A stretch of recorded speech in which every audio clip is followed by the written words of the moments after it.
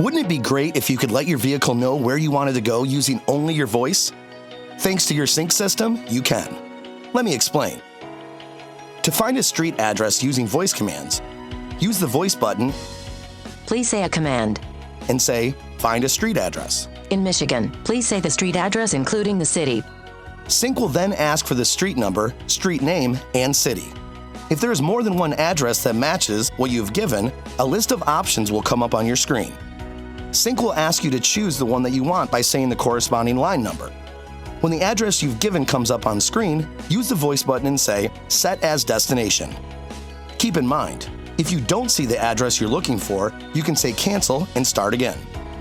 If you're looking for an intersection, say destination, then intersection. Sync will then prompt you for additional information needed. Use the voice button and say, "Set as destination."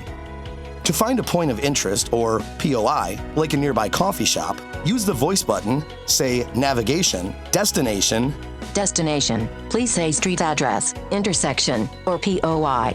then POI. Once you've told Sync how you want to search, Sync will ask you to choose the line number corresponding with the POI you want.